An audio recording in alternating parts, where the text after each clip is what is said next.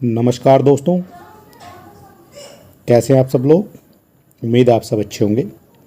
आज हम आपके सामने लेकर आए हैं एलटी ग्रेड सहायक अध्यापक के लिए एक प्रैक्टिस सेट। और ये जो प्रैक्टिस सेट है ये प्रैक्टिस सेट नंबर 1 हो जाता है हमारा। इसी तरह से हम आपको 10 प्रैक्टिस सेट यहाँ पर कराने वाले हैं। आपको बने रहना है हमारे साथ में। तो चलिए देर बिल्कुल नहीं करेंगे। पहला प्रैक्टिस सेट है और पहले प्रैक्टिस सेट का पहला ही क्वेश्चन हम यहाँ पर देख लेते हैं। तो पहले क्वेश्चन में पूछा गया है आपसे, बालिका गच्छन्ति अस्ति का हिंदी अनुवाद क्या होगा। इसी तरह के क्वेश्चन हर बार आपकी परीक्षाओं में पूछे जाते हैं। तो इसका हिंदी अनुवाद बताना है आपको। ये हिंदी के लिए जो है प्रैक्टिस सेट है। तो हिंदी वालों के लिए जो है ये प्रैक्टिस सेट यहाँ पर हो जाता है। और यहाँ पर जो हमारा पहला क्वेश्चन का आंसर है बालिका गच्छन्ति अस्ति, इसका जो करेक्ट आंसर है वो बन जाएगा यहाँ पर ऑप्शन नंबर डी, यानी कि बालिका जा रही है। ठीक है, बालिका गच्छन्ति अस्ति, इसका जो हिंदी अनुवाद होगा वो होगा बालिका जा रही है। ये हो जाता है हमारा पहले क्वेश्चन का आंसर। दूसरा क्वेश्चन है हमारा सर्वस्व रूप है। सर्वस्व रूप किसका है, चतुर्थी का, षष्ठी का, पंचमी का या फिर सप्तमी का। तो जो सर्वस्व रूप है वो किस विभक्ति का है ये आपको बताना है। तो इसका जो करेक्ट आंसर है ये हो जाता है सर्वस्व जो है ये हो जाता है आपका षष्ठी जो है विभक्ति का एक वचन रूप ये हो जाएगा। ठीक है, और ये जो है सर्वस्व है ये नपुंसक लिंग है, ना ही ये स्त्रीलिंग है ना ही ये पुल्लिंग है। ये जो है एक नपुंसक लिंग के अंतर्गत देखने को आपको मिल जाएगा। ठीक है, नपुंसक लिंग जो है ये देखने को आपको मिलेगा। ठीक, षष्ठी विभक्ति हो जाती है और एक वचन का जो है ये रूप माना जाएगा सर्वस्व। क्वेश्चन नंबर हो जाएगा हमारा 3। इनमें से भास की कीर्ति है। भास हैं जो लेखक हैं और इनकी जो कीर्ति है कौन सी है, बाल भारत, नैषधि चरित्र, बाल चरित्र या नागानंद। भास की कीर्ति आपसे यहाँ पर पूछी गई है। तो भास की जो कीर्ति है वो हो जाती है यहाँ पर बाल चरित्र। ऑप्शन नंबर बी यहाँ पर आपका बिल्कुल करेक्ट माना जाएगा। ठीक है, और इसके अलावा अगर बाल भारत की बात करेंगे ये किसकी कृति हो जाती है, तो जो बाल भारत है ये राजशेखर की कृति हो जाती है। नैषधि जो चरितम है ये किसकी हो जाएगी, तो नैषधि चरितम जो है ये श्रीहर्ष की हो जाती है। और एक बचती है आपकी नागानंद, तो नागानंद आपकी जो है ये हर्षवर्धन की कीर्ति यहाँ पर हो जाएगी। ठीक है, ये भी आपको याद रखना है। अगला क्वेश्चन हो जाएगा उपाय वही सही होता है जिसका लोहा विरोधी भी माने। इसके लिए सही लोकोक्ति है। सही लोकोक्ति क्या हो जाएगी, अगर किसी क्वेश्चन का आंसर आप जानते हैं तो आप हमें कमेंट बॉक्स में लिख भी सकते हैं। टोटल हम आपको यहाँ पर 120 क्वेश्चन कराने वाले हैं। ठीक है, 120 से 125 के आसपास जो है क्वेश्चन कराएंगे। और टोटल आपके जो एग्ज़ाम में आपको पता है 150 क्वेश्चन आने वाले हैं। 30 जो है वो आपके जीके जीएस के रहेंगे और 120 जो आपके सब्जेक्टिव रहेंगे। ठीक है, तो यहाँ पर 120 की जो है लड़ाई हम यहाँ कर रहे हैं। फिलहाल क्वेश्चन नंबर 4 का जो करेक्ट आंसर है उपाय वही सही होता है जो जिसका लोहा विरोधी भी माने। तो इसका जो करेक्ट जो लोकोक्ति होगी, आधा तीतर आधा बटे, तो ये तो नहीं होगा। ठीक है, चमत्कार को नमस्कार ये भी नहीं होगा। तो जादू वही जो सिर चढ़कर बोले। ठीक है, तो आप पढ़ेंगे एक बार इसे तो पढ़ते ही आपको पता लग जाएगा कौन सा इनमें से करेक्ट है। अगला क्वेश्चन बनता है अंत्यज शब्द का सही अर्थ क्या है। जो अंत्यज शब्द है उसका सही अर्थ आपको बताना है। अंत्यज शब्द का सही अर्थ, तो अंत्यज शब्द का जो सही अर्थ है वो हो जाता है यहाँ पर जिसका जन्म अछूत वर्ग में हुआ हो। अछूत मतलब निम्न वर्ग में हुआ हो। ठीक है, ऐसा भी आप कह सकते हैं, जिसका जन्म निम्न वर्ग में हुआ हो वो जो है होता है अंत्यज। ठीक है, ये आपको याद रखना है। अगला क्वेश्चन आ जाता है हमारा 6 नंबर, उसने खा लिया होगा। उसने खा लिया होगा, इसका जो है वाक्य है ये किसका वाक्य है, विस्मय है, आज्ञावाचक है, प्रश्नवाचक या संदेहवाचक है। क्वेश्चन को आपको पढ़ना है बड़े आराम से और पढ़ते के साथ ही आपके माइंड में जो है चीज़ें जो है आ जाएगी कि किस तरह का प्रश्न है। क्वेश्चन नंबर 6 है, तो यहाँ पर हो जाएगा संदेह की बात यहाँ पर हो रही है। खा लिया होगा, जा रहा होगा। ठीक है, इस तरह जहाँ पर भी आपको देखने को मिलेगा वहाँ पर आपको संदेहवाचक जो है ये वाक्य हो जाएगा। प्रश्नवाचक में ये होता है क्या कर रहे हो, कहाँ जा रहे हो, यानी कि एक प्रश्न जो है पूछना आपको, वो प्रश्नवाचक हो जाएगा। आज्ञावाचक कोई आज्ञा दे रहे हैं हम किसी को, चलिए वहाँ जाइए, चलिए किताब पढ़िए, ये आज्ञावाचक हो जाएगा। और विस्मयवाचक, जो विस्मयवाचक होते हैं उनमें आपके अरे, हरे, इस तरह से जो है वहाँ पर देखने को मिलते हैं। ठीक है, विस्मय आदि होता है, अरे ये क्या हो गया, अचानक से क्या हो गया। ठीक है, इस तरह से जो है विस्मय आदि बनता है। अगला क्वेश्चन बनता है हमारा, गौरव का विलोम शब्द क्या है। गौरव का विलोम कई बार आपने पढ़ा होगा, गौरव का विलोम। तो गौरव का जो विलोम बनता है वो बनता है यहाँ पर लाघव, और लाघव दिया गया है आपका ऑप्शन नंबर डी में। अपमान का जो विलोम है, अपमान का विलोम बनता है सम्मान। उसके बाद हमारा अगला क्वेश्चन बनता है, शाखा मृग शब्द का पर्यायवाची क्या है। जो शाखा मृग शब्द है इसका पर्यायवाची आपको बताना है। शाखा मृग यानी कि पेड़ की शाखाओं पर का जो हिरण है उसको जो है शाखा मृग कहा गया है। तो पेड़ की डालियों पर कौन होता है, हिरण तो होता नहीं है, तोता होता है, लेकिन तोता जो है ये पशु नहीं है। बोरा भी नहीं होता है पेड़ की डाली पर, तो ये हो जाएगा यहाँ पर वानर। ठीक है,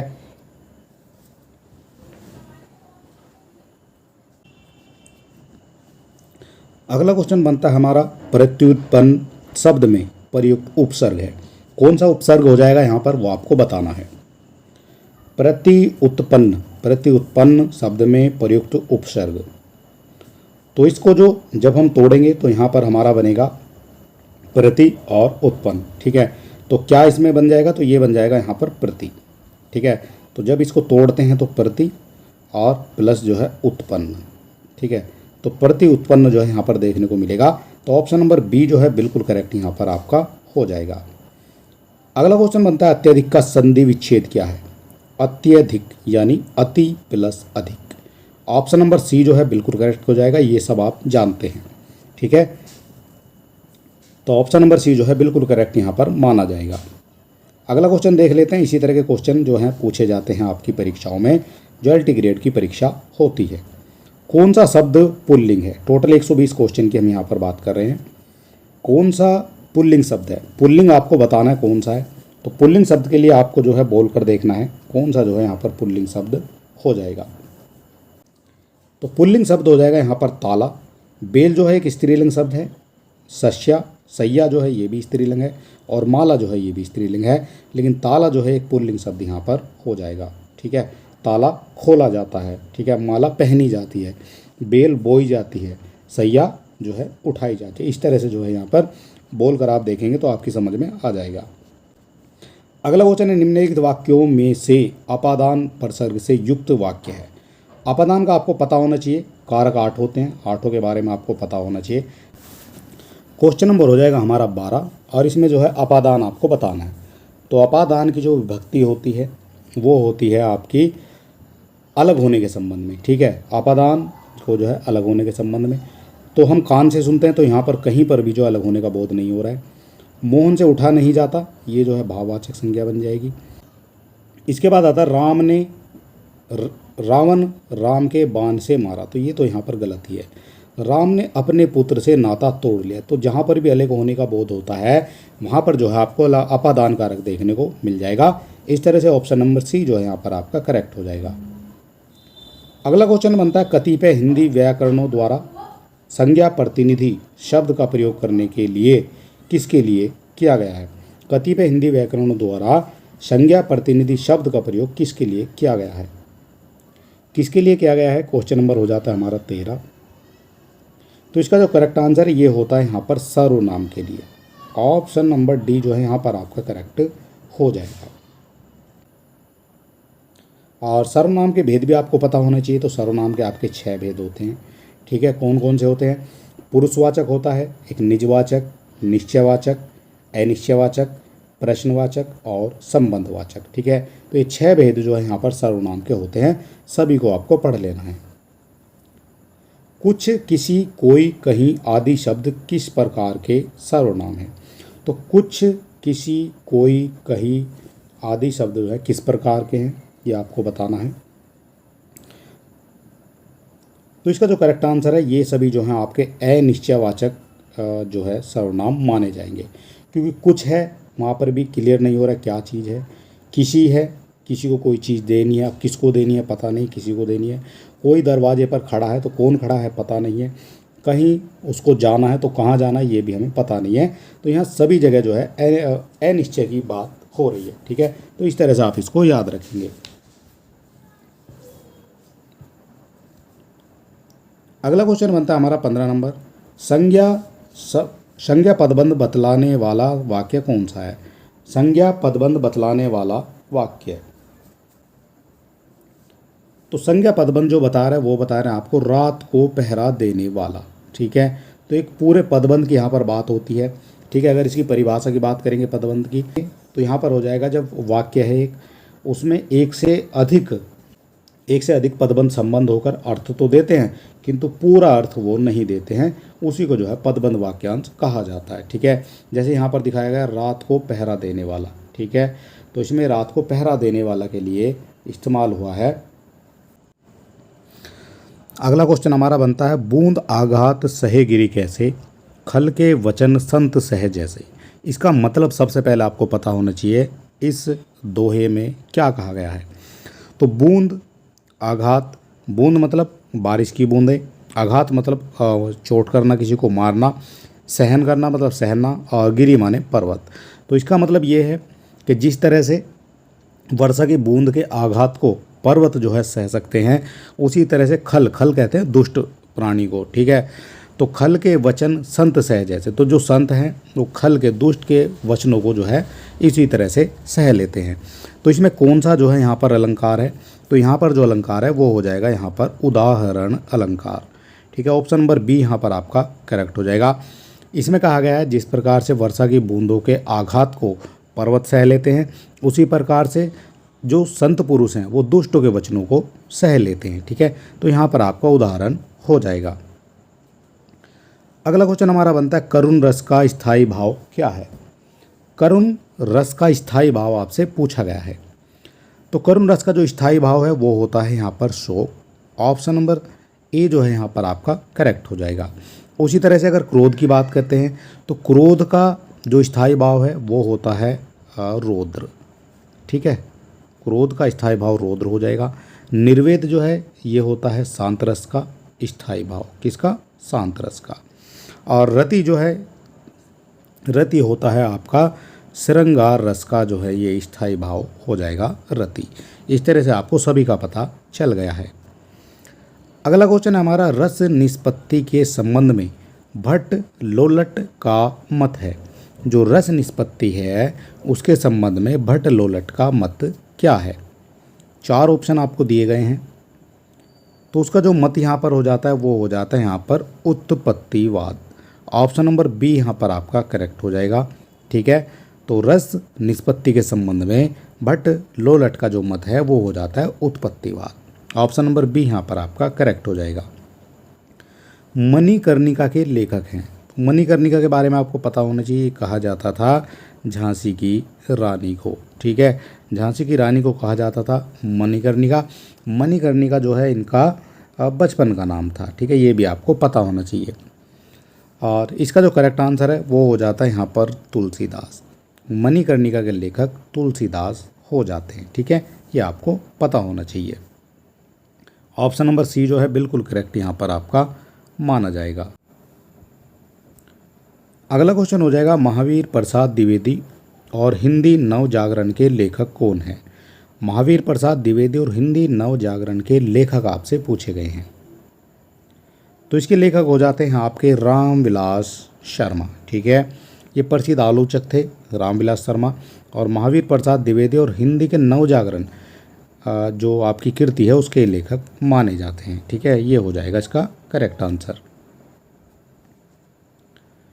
अगला क्वेश्चन बनता है साहित्य लोचन किसका लिखा हुआ है? जो साहित्य लोचन है वो किसका लिखा हुआ है? तो समीक्षात्मक ग्रंथ जो है यहाँ पर आपको बताना है। साहित्य लोचन किसका लिखा हुआ समीक्षात्मक ग्रंथ है? किसका ग्रंथ है ये आपको बताना है। तो इसका जो करेक्ट आंसर है वो हो जाएगा यहाँ पर श्याम सुंदर दास का, ठीक है। जो साहित्य लोचन है उसके जो रचनाकार हैं वो श्याम सुंदर दास माने जाते हैं। अगला क्वेश्चन बनता है हिंदी नाटक उद्गव और विकास के लेखक हैं। जो हिंदी नाटक और उद्गव विकास के लेखक कौन हो जाएंगे? तो हिंदी नाटक के उद्भव और विकास के जो लेखक है वो हो जाते हैं doctor Dashrath Ojha. Option number A जो है बिल्कुल करेक्ट यहाँ पर माना जाएगा। सारे क्वेश्चन इंपॉर्टेंट हैं और ऐसे ही क्वेश्चन हैं जो बार बार आपकी परीक्षाओं में पूछे जाते हैं। अशोक के फूल किस प्रकार का निबंध है? सबसे पहले आपको ये पता होना चाहिए जो अशोक के फूल है किसका लिखा हुआ है। तो जो अशोक के फूल है ये लिखा हुआ है आपका हजारी प्रसाद द्विवेदी का। ठीक है, हजारी प्रसाद द्विवेदी जी का ये लिखा हुआ है। और ये किस प्रकार का निबंध है? तो अशोक के जो फूल है ये है एक ललित निबंध माना जाता है। ठीक है, ऑप्शन नंबर डी जो है बिल्कुल करेक्ट यहाँ पर माना जाएगा। अगला क्वेश्चन है यौवन के द्वार पर निबंध के लेखक कौन है? यौवन के द्वार पर निबंध के जो लेखक हैं वो हो जाते हैं doctor Nagendra. Option number C यहाँ पर आपका करेक्ट हो जाएगा। ठीक है, यौवन के द्वार पर निबंध के लेखक डॉक्टर नगेंद्र जो है हो जाते हैं। अर्धनारीश्वर निबंध संग्रह के रचनाकार का नाम बताइए। जो अर्धनारीश्वर निबंध है उसके संग्रह के रचनाकार का नाम क्या हो जाएगा? तो अर्धनारीश्वर जो निबंध है ये लिखा गया है रामधारी सिंह दिनकर के द्वारा और ये दिया गया है आपका ऑप्शन नंबर बी में। ठीक है, ये इसका करेक्ट आंसर हो जाएगा। अगला क्वेश्चन बनता है हिंदी का ऐसा कौन सा निबंधकार है जिसके ध्यान में लिखते समय बाण और दंडी रहा करते थे? तो ऐसा कौन सा निबंधकार है जिसके ध्यान में लिखते समय बाण और दंडी रहा करते थे?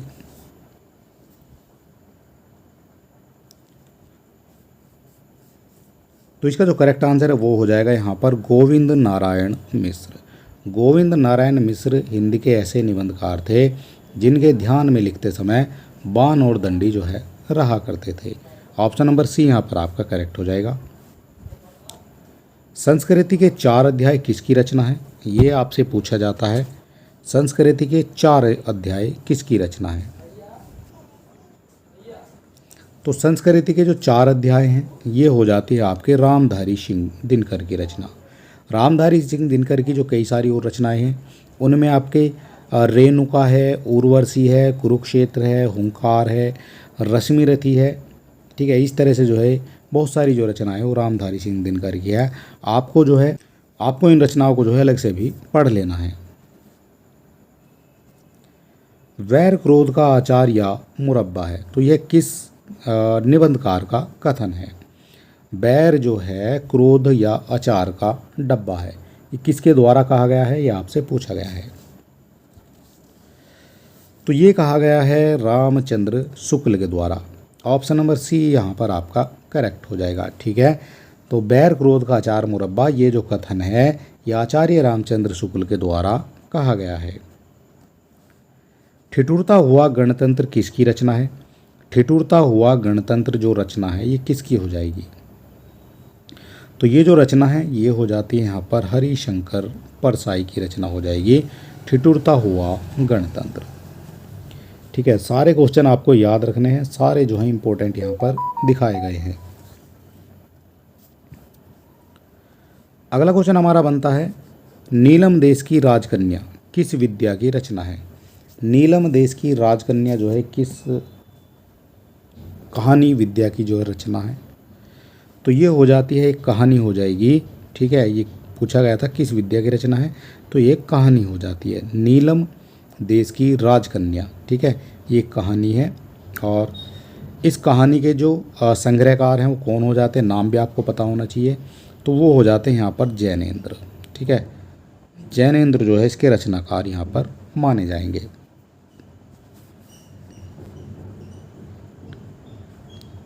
धनपत राय को प्रेमचंद नाम से सुशोभित करने वाले व्यक्ति का नाम?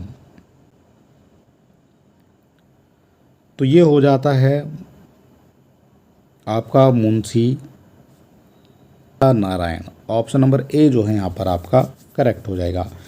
मुंशी धनपत राय को प्रेमचंद नाम से सुशोभित करने वाले जो व्यक्ति हैं वो हैं मुंशी दयाराम निगम।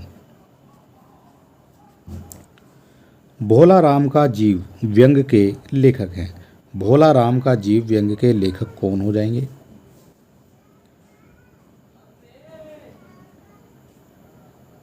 भोला राम का जीव जो व्यंग है उसके लेखक हो जाते हैं Harishankar Parsai. Option number A जो है यहाँ पर आपका करेक्ट माना जाएगा।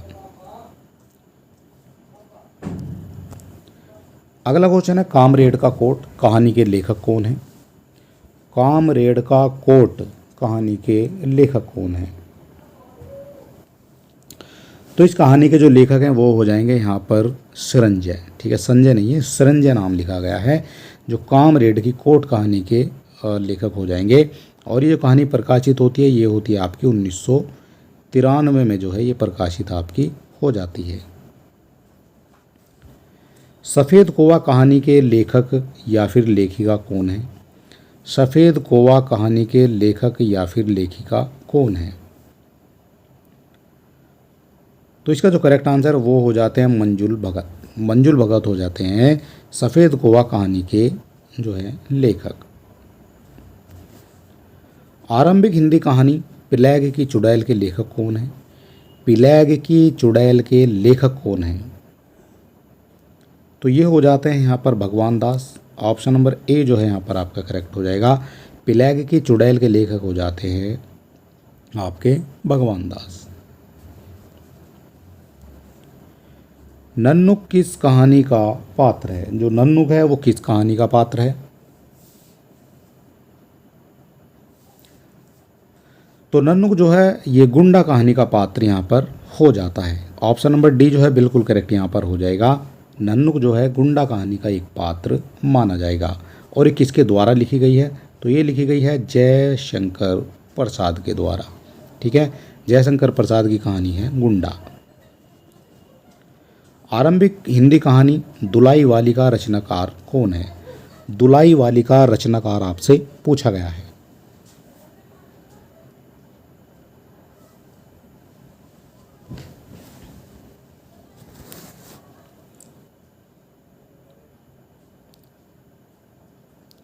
तो इसके जो रचनाकार हैं दुलाई वाली के जो रचनाकार हैं वो हो जाते हैं यहाँ पर बंग महिला।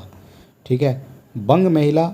और इनको जो है राजेंद्र बाला घोष के नाम से भी जाना जाता था और बंग महिला जो है इनको कहा जाता है। ठीक है, ऑप्शन नंबर डी जो है यहाँ पर आपका करेक्ट हो जाएगा। अगला क्वेश्चन है अंधेर है दस्यु फिर भी मैं तुमसे प्रेम करती हूँ।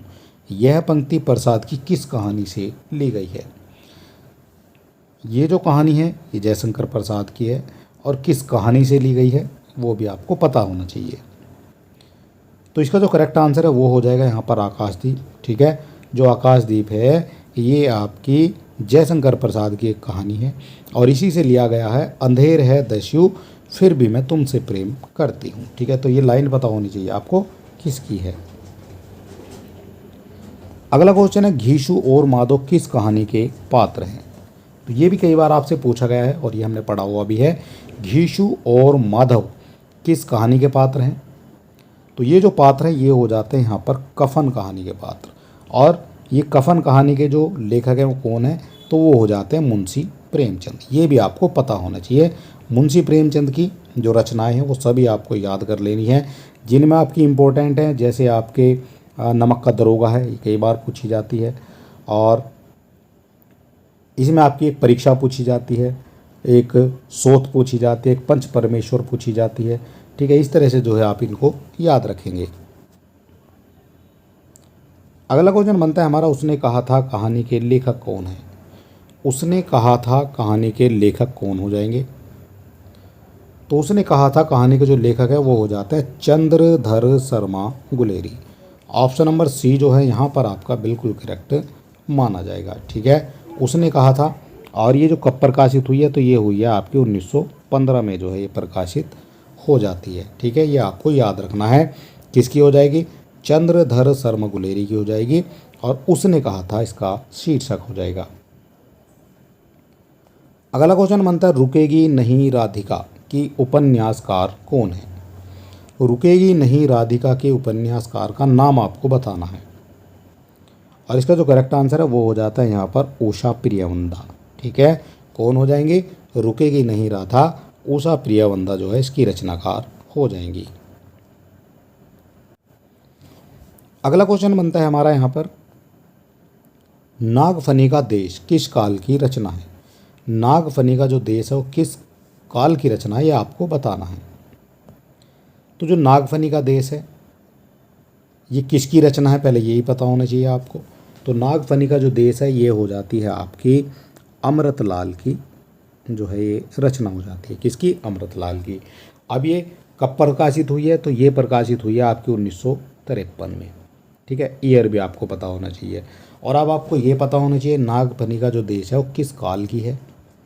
तो ये हो जाती है आपकी आधुनिक काल की रचना। ठीक है, तो 1953 में जो है आपका आधुनिक काल चल रहा था, तो तभी की जो है ये रचना हो जाती है।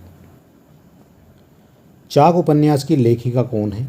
जो चाक उपन्यास है उसकी लेखिका कौन है?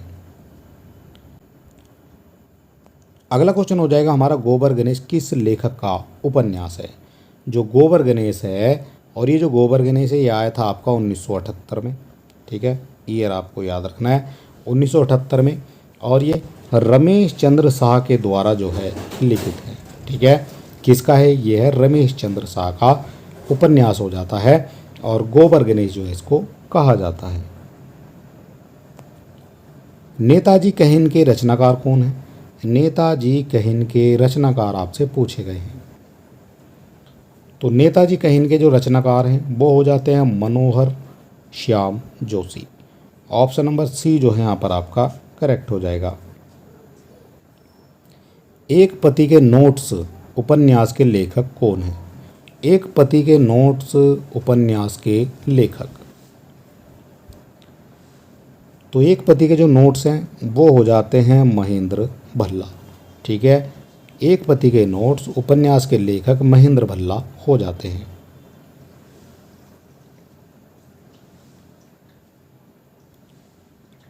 अगला क्वेश्चन हो जाएगा हमारा, वह पथ बंधु था उपन्यास के लेखक कौन है? वह पथ बंधु था उपन्यास के लेखक, तो ये हो जाते हैं नरेश मेहता। ठीक है, नरेश मेहता हो जाते हैं। और 1962 में जो है ये जो है उपन्यास जो है इन्होंने लिखा था। ठीक है, ये भी आपको पता होना चाहिए कब की बात है। तो ये बात है आपका 1962 की। ये भी आधुनिक काल की घटना है। गोदान उपन्यास है, तो गोदान जो उपन्यास है वो कैसा उपन्यास है ये आपको पता होना चाहिए। तो जो गोदान उपन्यास है ये आपका मुंशी प्रेमचंद का उपन्यास है, ये आप सभी जानते हैं। और ये जो है एक आदर्श उन्मुख यथार्थवादी जो है उपन्यास माना जाता है। ठीक है, ऑप्शन नंबर बी जो है यहाँ पर आपका करेक्ट हो जाएगा। अगला क्वेश्चन बनता है हमारा, राही मासूम राजा के द्वारा रचित उपन्यास नहीं है। कौन सा उपन्यास है जो राही मासूम राजा के द्वारा उपन्यास रचित नहीं है? तो टोपी शुक्ला ये जो है आपका राही मासूम राजा के द्वारा रचित है। और एक आपका दिल एक सादा कागज, ये भी उन्हीं के द्वारा है। और कटरा बी आरजू ये भी जो है आपका मासूम राजा के द्वारा रचित है। लेकिन जो समरसेस है ये जो है उनके द्वारा रचित नहीं है। ठीक है, तो ये आपको पता होना चाहिए, ये उनका नहीं है। ये है आपका अब्दुल बिस्मिल्लाह का जो है एक चर्चित उपन्यास, ये हो जाएगा समरसेस। अगला क्वेश्चन आ जाएगा हमारा, प्रेमचंद का जन्म कब और कहाँ हुआ था? प्रेमचंद का जन्म कब और कहाँ हुआ था? तो प्रेमचंद का जो जन्म है वो हुआ था 31 जुलाई 1980 में। 31 जुलाई 1980 में कहाँ पर हुआ था ये भी आपको पता होना चाहिए। तो ये हुआ था आपका बनारस में। ऑप्शन नंबर ए जो है यहाँ पर आपका बिल्कुल करेक्ट माना जाएगा। अगला क्वेश्चन है, गोदान का कौन सा पात्र प्रेमचंद के प्रगतिशील विचारों का वाहक माना जाता है? गोदान का कौन सा पात्र प्रेमचंद के प्रगतिशील विचारों का वाहक माना जाता है? तो इसका जो करेक्ट आंसर है वो हो जाएगा यहाँ पर आपका प्रोफेसर मेहता। ठीक है, ऑप्शन नंबर सी जो है यहाँ पर आपका करेक्ट हो जाएगा।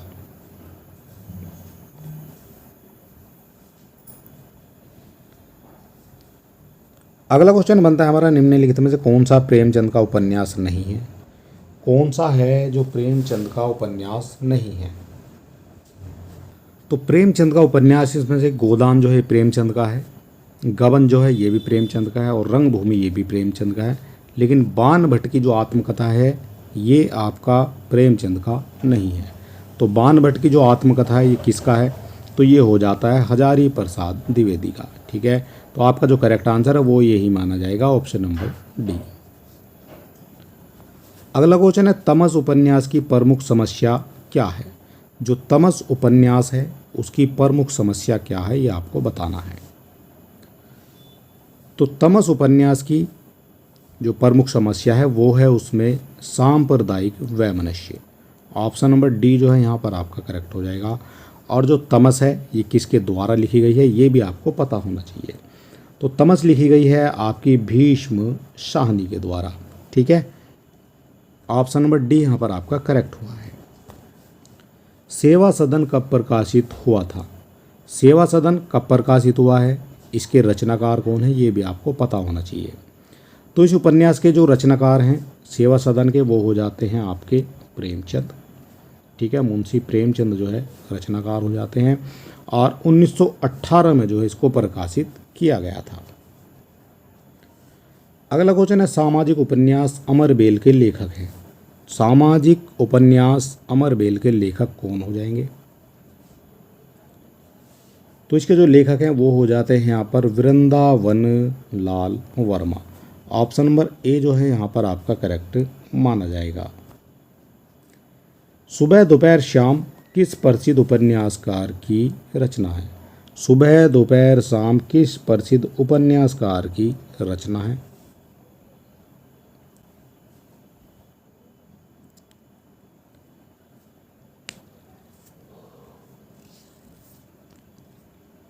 इसका जो करेक्ट आंसर है वो हो जाता है यहाँ पर कमलेश्वर की। ठीक है, सुबह दोपहर शाम जो है ये कमलेश्वर की रचना हो जाती है। अगला क्वेश्चन हो जाएगा, मुझे चांद चाहिए के रचनाकार कौन है? मुझे चांद चाहिए, तो इसके जो रचनाकार हैं वो हो जाते हैं Surendra Verma. Option number B यहाँ पर आपका करेक्ट हो जाएगा। और ये जो मुझे चांद चाहिए ये कब लिखी गई है? तो ये लिखी गई है आपकी 1996 में। ईयर भी आपको यहाँ पर याद रखना होगा। लड़ाई के नाटककार कौन है? एक लड़ाई है उसके नाटककार आपसे पूछे गए हैं, और इसके जो नाटककार हैं वो हो जाते हैं यहाँ पर Sarveshwar Dayal Saxena. Option number A जो है बिल्कुल करेक्ट यहाँ पर हो जाएगा। और ये जो आपकी लड़ाई है ये कब जो है प्रकाशित की गई है? तो ये हुई है आपकी 1979 में। ठीक है, ये जो है प्रकाशित की गई है। इनमें से कौन सी भारतेंदु की रचना नहीं है? भारतेंदु हरिश्चंद्र की रचना नहीं है, कौन सी हो जाएगी? तो पहली जो रचना है वैदिकी हिंसा हिंसा न भवति, ये आपकी भारतेंदु की हो जाती है।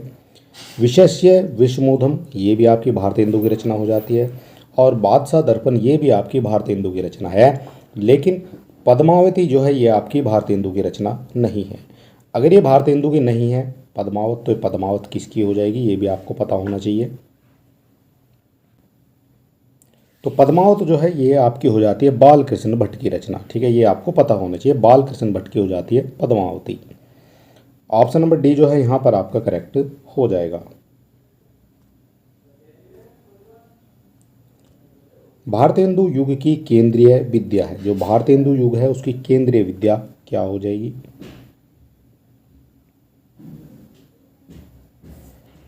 तो भारतेंदु युग की जो केंद्रीय विद्या है वो हो जाती है यहाँ पर नाटक। ऑप्शन नंबर सी बिल्कुल करेक्ट यहाँ पर माना जाएगा।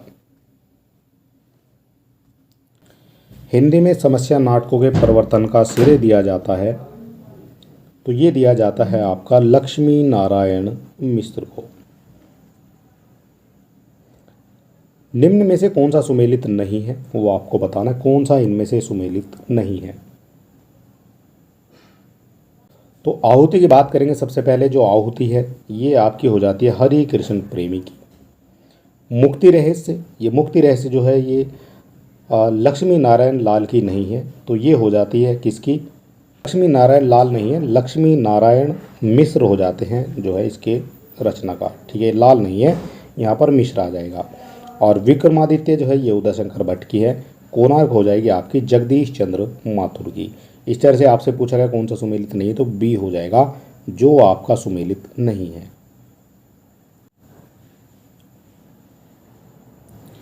स्कंदगुप्त नाटक में यह संवाद किसका है? स्कंदगुप्त नाटक में यह संवाद किसका है, यह आपसे पूछा गया है। रोने से भीख मांगने से कुछ अधिकार मिलता है, जिसके हाथों में बल नहीं उसका अधिकार ही कैसा।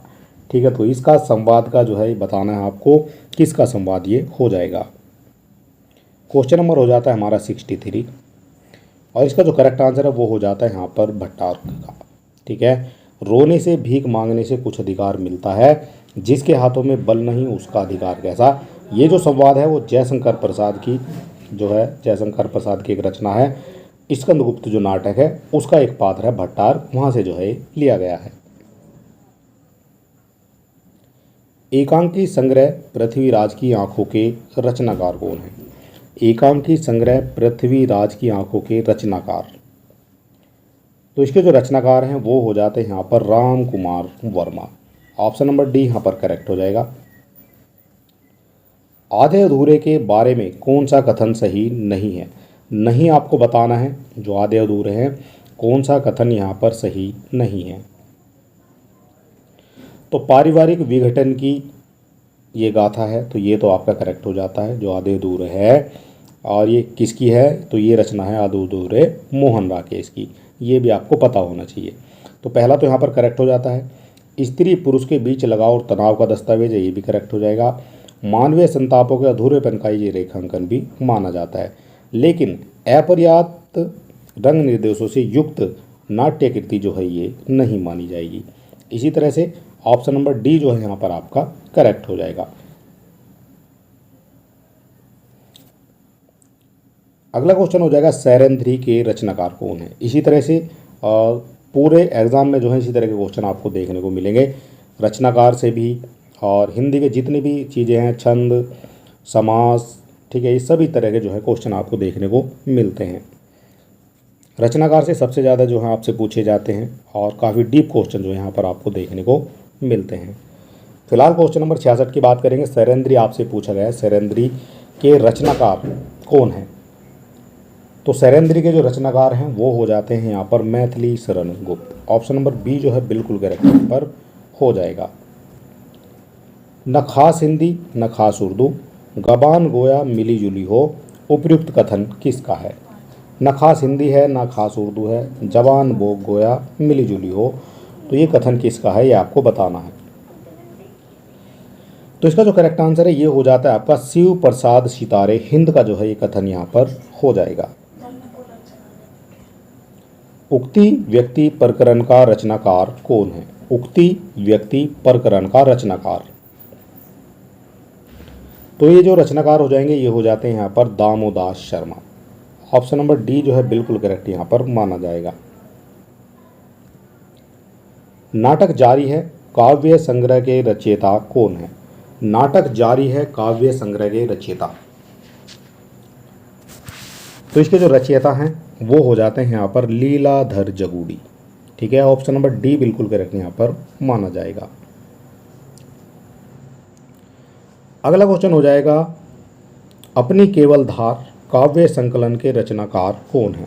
अपनी केवल धार काव्य संकलन के रचनाकार, तो ये हो जाएंगे यहाँ पर अरुण कमल। ठीक है, और यहाँ पर भी जो है ऑप्शन नंबर डी ही जो है करेक्ट हो जाएगा। नए इलाके में किसकी काव्य कीर्ति? नए इलाके में किसकी काव्य कीर्ति है ये आपको बताना है। अगर आप किसी क्वेश्चन का आंसर जानते हैं तो आप हमें कमेंट बॉक्स में लिख सकते हैं और अपनी तैयारी को भी परख सकते हैं। और अगर अभी तक आपने हमारे चैनल को सब्सक्राइब नहीं किया तो आप सब्सक्राइब भी कर सकते हैं इसी तरह के बेहतरीन वीडियो देखने के लिए। फिलहाल बात की गई है 71 क्वेश्चन नंबर की, इसका जो करेक्ट आंसर है वो हो जाता है यहाँ पर अरुण कमल। ठीक है, आपसे पूछा गया है नए इलाके जो है किसकी काव्य कीर्ति, तो अरुण कमल की जो है काव्य कीर्ति हो जाएगी।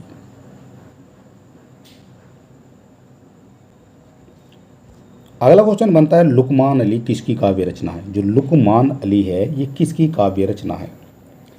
तो लुकमान अली जो है ये हो जाती है सौमित्र मोहन की काव्य रचना ये मानी जाएगी। ऑप्शन नंबर सी यहाँ पर आपका करेक्ट हो जाएगा।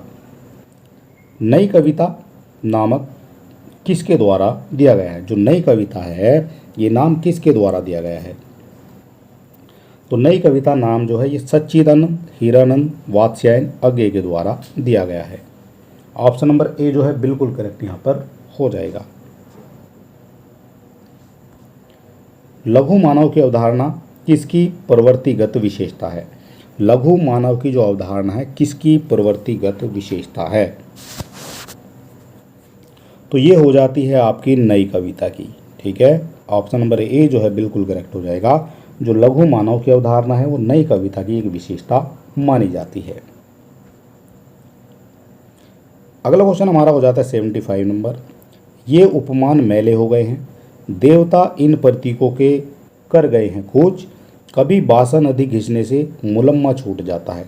ये जो पंक्तियां हैं ये निम्नलिखित में से किस कवि के द्वारा जो है लिखी गई हैं ये आपको बताना है। 75 नंबर ये क्वेश्चन है और ये जो कथन है ये उपमान मैले हो गए हैं, देवता इन प्रतीकों को कर गए हैं खोज, कभी बासन अधिक घिसने से मुलम्मा छूट जाता है। तो ये जो कृति है ये किस कवि की है, जो पंक्तियां हैं किस कवि की हैं।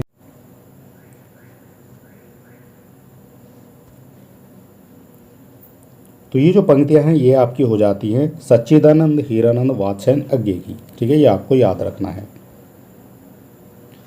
अगला क्वेश्चन हो जाएगा निम्नलिखित में से किस रचना में पौराणिक चरित्र नचिकेता के माध्यम से कवि अपना मत व्यक्त करता है। किस रचना में करता है पौराणिक चरित्र नचिकेता के माध्यम से कवि अपना जो मत है वो व्यक्त करता है। तो इसका जो करेक्ट आंसर है वो हो जाएगा यहाँ पर आत्मजयी। ठीक है,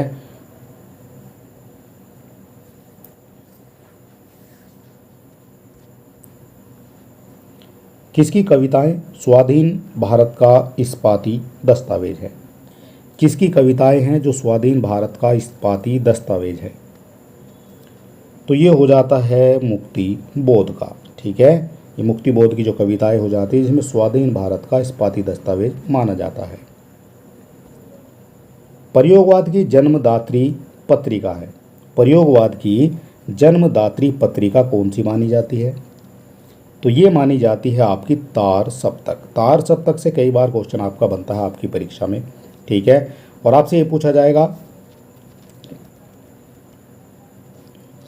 जो तार सप्तक का प्रकाशन वर्ष है वो क्या होता है। तो वो हो जाएगा आपका 1943। ठीक है, कई बार आपकी परीक्षाओं में ये पूछा भी गया है तार सप्तक का प्रकाशन वर्ष। अगला क्वेश्चन बनेगा गीत फरोश में कवि क्या कहना चाहता है। गीत फरोश में कवि क्या कहना चाहता है। तो कवि कहना चाहता है दूसरों के मन माफिक कविता लिखने और बेचने के लिए कवि विवश है। ठीक है, तो गीत फरोश में जो है ये कवि कहना चाहता है। प्रयोगवाद की प्रवृत्ति नहीं है। प्रयोगवाद की जो प्रवृत्ति है वो किस तरह की नहीं है। तो क्षणवाद की तो हो जाती है, बौद्धिकवाद की भी हो जाएगी और दुखवाद की भी हो जाएगी, लेकिन पारंपरिक उपमानों का जो प्रयोग है वो आपका प्रयोगवाद की प्रकृति में देखने को नहीं मिलता है। ऑप्शन नंबर सी जो है यहाँ पर आपका करेक्ट माना जाएगा। हिंदी कविता में फंटेसी का मुखर प्रयोक्ता है। हिंदी कविता में फंटेसी का मुखर प्रयोक्ता कौन हो जाएगा। तो ये हो जाता है यहाँ पर मुक्ति बोध को जो है हिंदी कविता में फंटेसी का मुखर प्रयोक्ता माना जाता है। इनमें से काव्य संग्रह अज्ञे का नहीं है। कौन सा जो काव्य संग्रह है वो अज्ञे का नहीं है। तो अज्ञे का जो नहीं है उसमें आपका धरती हो जाती है जो अज्ञे की नहीं है। बाकी आंगन के पार द्वार ये आपकी अज्ञे की रचना हो जाती है। ऐसा कोई घर आपने देखा ये भी अज्ञे की हो जाएगी और सदा नीरा ये भी आपकी अज्ञे की हो जाएगी। अगला क्वेश्चन बनता है उर्वशी के तृतीय अंक के आधार पर कौन से कथन सही हैं। कौन से कथन सही हैं और यहाँ पर जो है आपको बताना है। इस तरह से जो है ऑप्शन में दिया गया है और इसका जो करेक्ट आंसर है एक हो जाएगा आपका शक्तिशाली और दूरदर्शी पुरुष भी सौंदर्य के कटाक्ष से आहत हो जाते हैं। तो एक तो आपका ए करेक्ट हो जाता है, और एक आपका हो जाएगा उर्वशी कहती है यह देव भाव भ्रांति है। तो ए और सी जो है यहाँ पर आपका करेक्ट हो जाएगा। ए और सी दिया गया है आपका ऑप्शन नंबर डी में, ठीक है, यही करेक्ट आपका माना जाएगा। अगला क्वेश्चन है दिनकर की काव्य कृति रश्मिरथी में रश्मिरथी कौन है। रश्मिरथी जो है ये दिनकर की एक काव्य कृति है, और इसमें पूछा गया रश्मिरथी कौन है। तो जो रश्मिरथी है ये हो जाती है आपकी कर्ण, ठीक है, ये जो कर्ण है ये आपकी रश्मिरथी हो जाती है। ऑप्शन नंबर सी जो है यहाँ पर आपका करेक्ट हो जाएगा।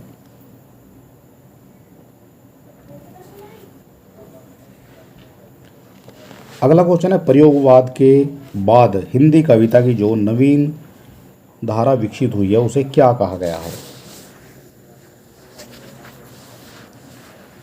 प्रयोगवाद के बाद हिंदी कविता की जो नवीन धारा विकसित हुई है उसे क्या कहा गया है।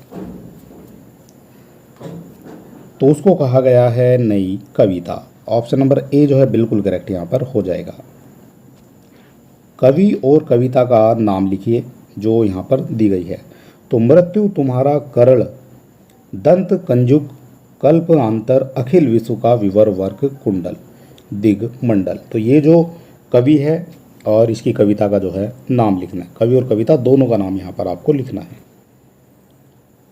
तो इसका जो करेक्ट आंसर है वो हो जाता है यहाँ पर सुमित्रा नंदन पंत, और ये जो है कविता का नाम हो जाएगा यहाँ पर परिवर्तन, ठीक है, ये आपको याद रखना है। और सुमित्रा नंदन पंत की जो है ये परिवर्तन नामक कविता से जो है लिया गया है।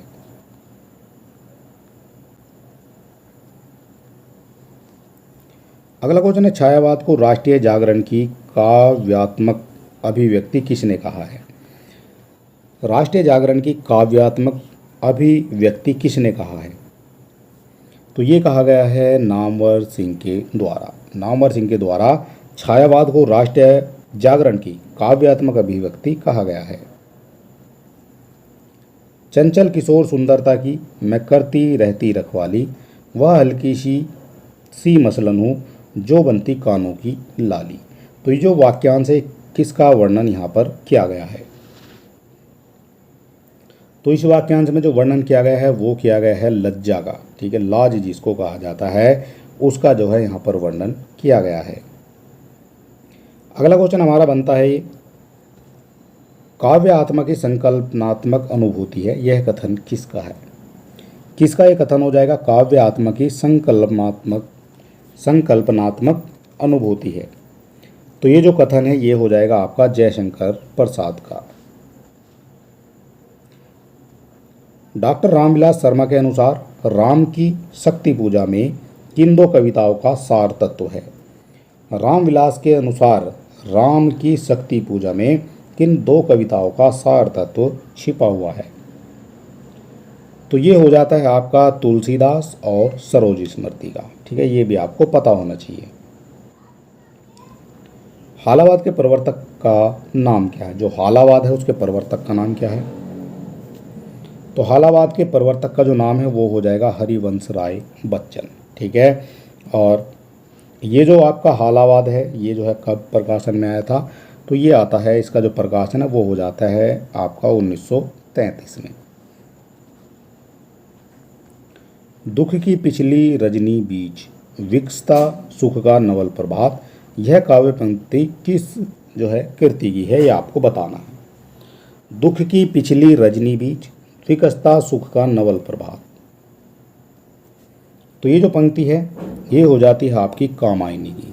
ऑप्शन नंबर सी यहाँ पर आपका करेक्ट हो जाएगा। परमात्मा की छाया आत्मा में और आत्मा की छाया परमात्मा में पड़ने पर छायावाद की सृष्टि होती है, यह कथन किसका है। परमात्मा की छाया आत्मा में और आत्मा की छाया परमात्मा में पड़ने पर छायावाद की सृष्टि होती है। तो ये जो कथन है ये हो जाएगा डॉक्टर राम कुमार वर्मा जी का। अगला क्वेश्चन बनता है मानव अथवा प्रकृति के सूक्ष्म किंतु व्यक्त सौंदर्य में आध्यात्मिक छाया का भान, मेरे विचार से छायावाद की एक सर्वमान्य व्याख्या हो सकती है, ये कथन किसका है। इस तरह के काफ़ी क्वेश्चन जो है आपसे पूछे जाते हैं आपकी परीक्षा में। और ये जो कथन है तो ये कथन हो जाएगा आपका नंद दुलारे वाजपेयी का। ऑप्शन नंबर सी यहाँ पर आपका करेक्ट हो जाएगा। अगला क्वेश्चन, निम्नलिखित में से कौन जो है सुमेलित सही है? सही सुमेलित कौन कौन से हैं वो आपको बताना है।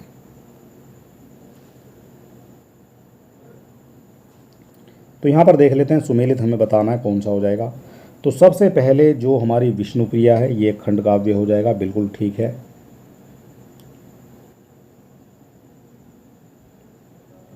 इसके बाद जो सिद्धराज है ये खंड काव्य हो जाएगा, ये भी ठीक है। साकेत जो है एक महाकाव्य है जयशंकर प्रसाद का, ये भी ठीक हो जाएगा। और जय भारत जो है मुक्तक काव्य नहीं है, ठीक है, ये आपका गलत हो जाएगा। जो जय भारत है ये एक आपका खंड काव्य ही माना जाता है, ठीक है। तो इसीलिए जो है ये आपका सही नहीं है। अब जिसमें 4 है उसको आप हटा सकते हैं, ठीक है। और बाकी आपका जो करेक्ट हो जाएगा वो हो जाएगा 1, 2 और 3, ये आपके करेक्ट हो जाएंगे। तो ऑप्शन नंबर सी जो है बिल्कुल करेक्ट यहाँ पर माना जाएगा। अगला क्वेश्चन बनता है हमारा 96। हिंदी के व्याकरण की शुद्धता और भाषा की सफाई का प्रवर्तक किसे माना जाता है? हिंदी के व्याकरण की शुद्धता और भाषा की सफाई का प्रवर्तक जो माना जाता है वो माना जाता है महावीर प्रसाद द्विवेदी को। श्रीधर पाठक द्वारा रचित नहीं है। जो श्रीधर पाठक है उनके द्वारा रचित नहीं है, तो वो हो जाती है वैदेही वनवास। ये जो है श्रीधर पाठक का नहीं है। बाकी बाल विधवा, भारतोत्थान और राजवंदना ये तीनों जो है श्रीधर पाठक के द्वारा रचित हो जाती है। अब वैदेही वनवास ये किसकी है ये भी आपको पता होना चाहिए। तो जो वैदेही वनवास है ये जो आपका हरिओद है, जिनका पूरा नाम है अयोध्या सिंह उपाध्याय हरिओद, उनकी जो है एक ये महत्वपूर्ण रचना है, बार बार आपकी परीक्षाओं में पूछी भी जाती है। आधुनिक काल के साहित्य की सबसे बड़ी विशेषता है। आधुनिक काल के साहित्य की सबसे बड़ी विशेषता तो ये हो जाती है गद्य को साहित्य के सशक्त माध्यम के रूप में प्रतिष्ठित करना। ये आधुनिक काल के साहित्य की सबसे बड़ी विशेषता मानी जाती है। वे पूर्वीपन की परवाह न करके अपने बैसवारे की ग्राम कहावतें और शब्द भी बेधड़क रख दिया करते हैं। शुक्ल जी की इन पंक्तियों का संबंध किससे है? ये शुक्ल की पंक्तियां हैं और इनका जो संबंध है वो हो जाता है प्रताप नारायण मिश्र से। ऑप्शन नंबर डी यहाँ पर आपका करेक्ट हो जाएगा। ऐसो जो मैं जानतो कि जय है तू विषय के संग, ऐरे मन मोरे हाथ पांव तेरे तोड़ते। ये जो है किसका कथन है ये आपको बताना है, ठीक है। तो इसी तरह के क्वेश्चन सबसे ज़्यादा देखने को मिलेंगे जो रचनाओं से और कथन से, ठीक है। और ये बड़ा ही जो है डीप आपको यहाँ पर पढ़ना पड़ता है। बात की गई है 100 नंबर क्वेश्चन की और इसका जो करेक्ट आंसर है वो हो जाता है यहाँ पर ये जो कवि देव हैं उनके द्वारा जो है ये कथन कहा गया है, ठीक है। ए जो मैं जानतो कि जे है तू विषय के संग, ऐरे मन मोरे हाथ पांव तेरे तोड़ते। ये जो है कवि देव के द्वारा जो है ये रचित हो जाता है कथन। अगला क्वेश्चन हमारा दिखाया गया रीतिकाल की सर्वाधिक व्यापक प्रवृत्ति कौन सी है? रीतिकाल की सर्वाधिक व्यापक जो प्रवृत्ति है वो होती है नायिका भेदो श्रृंगार रस विवेचन की।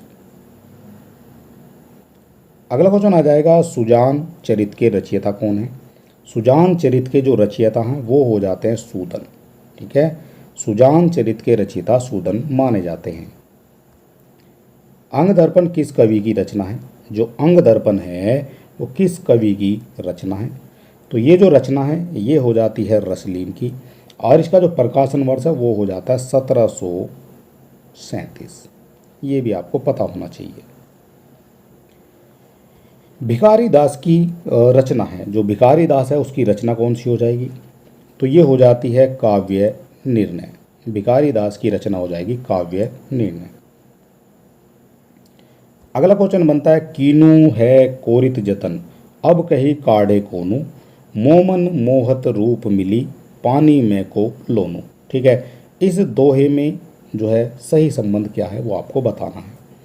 तो संबंध बताना है इस दोहे में आपको।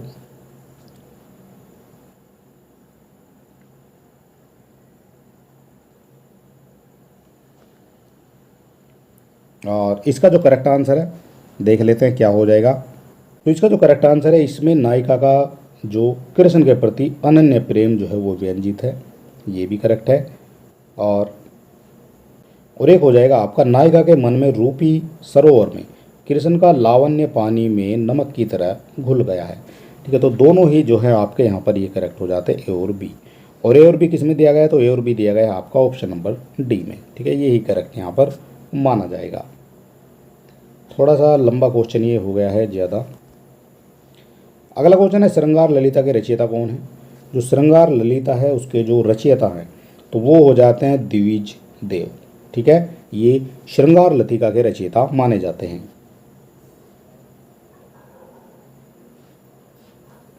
अगला क्वेश्चन बनता है, जयपुर नरेश जगत सिंह के आश्रम में रहते हुए पद्माकर ने कौन सा लक्षण ग्रंथ लिखा था।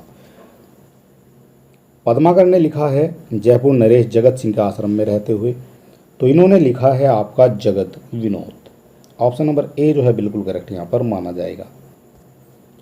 जिस कवि में कल्पना की समाहार शक्ति के साथ भाषा की समाज शक्ति जितनी अधिक होगी उतना ही वह मुक्तक की रचना में सफल होगा, यह क्षमता बिहारी में पूर्ण रूप से वर्तमान थी। तो यह कथन जो है किसका है, ये आपको बताना है। कथन से सबसे ज़्यादा क्वेश्चन जो है पूछे जाते हैं। और इसका जो करेक्ट आंसर है वो हो जाएगा doctor Rajkumar Verma. Option number D जो है बिल्कुल करेक्ट यहाँ पर हो जाएगा। तुलसी गंग दो भये सुखविन के सरदार, कविवर गंग के संबंध में किसका कथन है। तुलसी गंग दो भयो सुखविन के सरदार, ये कथन किसका है।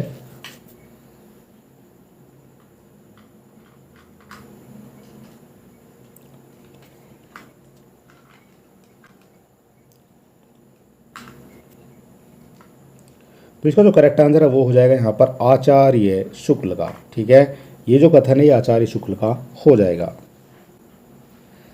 अगला क्वेश्चन बनता है, तुलसी गंग दो भय सुखविन के सरदार, कविवर गंग के संबंध में यह कथन है। तो ये कथन किसका हो जाएगा, गंग के संबंध में। तो ये जो कथन हो जाएगा ये हो जाता है आपका भिखारी दास का। भिखारी दास का ये कथन आपका माना जाता है। लोग हैं लागी कवित बनावत, मोहि तो मेरे कवित बनावत। ये जो काव्य पंक्ति है किसके द्वारा रचित है, ये आपको बताना है। ये काव्य पंक्ति है किसके द्वारा ये रचित है, तो ये जो रचित है वो हो जाते हैं यहाँ पर घनानंद। ठीक है, घनानंद के द्वारा जो है रचित है। लोग हैं लागी कवित बनावत, मोहि जो मेरे कवित बनावत। ठीक है, ये घनानंद की जो है रचना हो जाती है। अगला क्वेश्चन बनता है हमारा 111 यह निसंकोच कहा जा सकता है कि भाषा पर जैसा अचूक अधिकार इनका था वैसा और किसी कवि का नहीं। रामचंद्र शुक्ल का यह कथन किस कवि के संबंध में है, किस कवि के संबंध में है ये आपको बताना है। और इसका जो करेक्ट आंसर है वो यहाँ पर हो जाएगा घनानंद ही हो जाएगा। घनानंद के बारे में जो रामचंद्र शुक्ल है वो कहते हैं कि यह निसंकोच कहा जा सकता है कि भाषा पर जैसा अचूक हथियार जो है इनका है वैसा और किसी कवि का नहीं है। ये रामचंद्र शुक्ल ने कहा है घनानंद के बारे में। अगला क्वेश्चन बनता है हमारा रसमंजरी से। रसमंजरी किस कवि की कृति है ये आपको बताना है। बार बार परीक्षाओं में पूछी जाती है रसमंजरी। तो रसमंजरी जो है ये हो जाती है आपकी नंददास की एक कृति हो जाती है और रसमंजरी। अगला क्वेश्चन बनता है हिंदू मग पर पाँव न रोकिए, काजे बहुते हिंदी बाखेओ। यह उक्ति किस रचना और रचनाकार से संबंधित है। 113 नंबर क्वेश्चन है और इसका जो करेक्ट आंसर है वो हो जाता है यहाँ पर नूर मोहम्मद का। ठीक है, और ये अनुराग बांसुरी से जो है लिया गया है। ठीक है, तो ये चीज़ आपको याद रखनी है। हिंदी मग पाऊ न राखे, काजे बहुते हिंदी भाखेऊ। ये जो उक्ति है इसकी जो रचना है वो हो जाती है नूर मोहम्मद की और रचनाकार से संबंधित है तो नूर मोहम्मद की हो जाएगी अनुराग बांसुरी। अगला क्वेश्चन बनता है हमारा इनमें ज्ञानाश्रयी शाखा की संत कवि नहीं है। जो ज्ञान आश्रय शाखा है उसके संत कवि नहीं है। तो उनमें जो नहीं है, एक तो मलुसदास जो है ये आपके ज्ञान आश्रय शाखा से संबंधित है, रैदास भी जो है ज्ञान आश्रय से और धर्मदास भी उनसे है। लेकिन जो परमानंद दास हैं ये ज्ञानाश्रयी शाखा के संत कवि नहीं हैं। ठीक है, ये आपको पता होना चाहिए। ये जो है कृष्ण भक्ति के जो अष्टछाप कवियों में गिने जाते हैं। ठीक है, ये भी आपको पता होना चाहिए। अगला क्वेश्चन बनता है ज्ञानदीप के रचनाकार कौन है। ज्ञानदीप के रचयिता का नाम आपको बताना है। तो ज्ञानदीप के जो रचनाकार हैं वो हो जाते हैं यहाँ पर शेख नबी। ऑप्शन नंबर डी जो है बिल्कुल करेक्ट माना जाएगा। ज्ञानदीप की रचना की गई थी ये शेख नबी के द्वारा। तात्विक दृष्टि से ना तो हम इन्हें कबीर पूरे अद्वैतवादी कह सकते हैं और ना ही एक ईश्वरवादी। कबीर से संबंधित यह जो विचार है वो किसका है। तो एक कथन कहा गया है और ये कहा गया है कबीर के संबंध में। किसने कहा है ये आपको बताना है। तो ये जो कथन है ये कहा गया है आपका रामचंद्र शुक्ल के द्वारा। क्या कहा गया है, तो यहाँ कहा गया है तात्विक दृष्टि से ना तो हम इन्हें पूरे अद्वैतवादी कह सकते हैं और ना ही इनको एकेश्वरवादी कह सकते हैं। तो ये कथन है रामचंद्र शुक्ल का और ये कबीरदास जी के बारे में कहा गया है।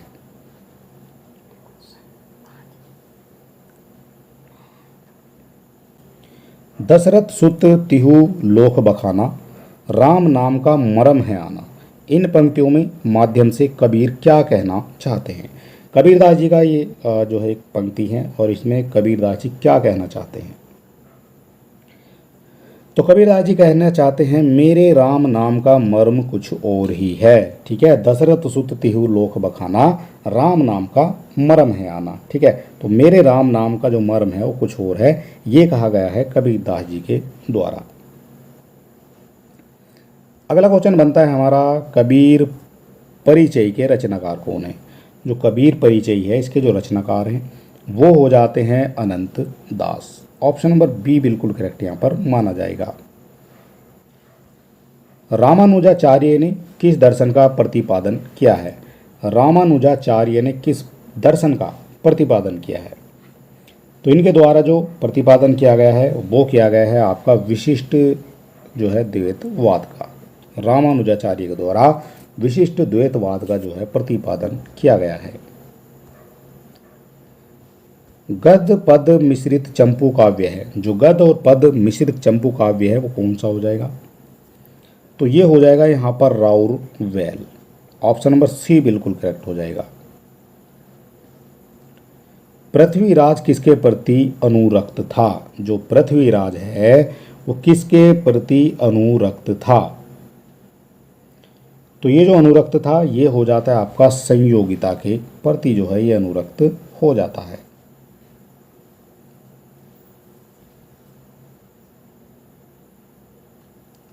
अगला क्वेश्चन बनता है भाषा की कसौटी पर यदि ग्रंथ को कसते हैं तो और भी निराश होना पड़ता है क्योंकि यह बिल्कुल बेठिकाने हैं, उसमें व्याकरण आदि की कोई व्यवस्था नहीं है।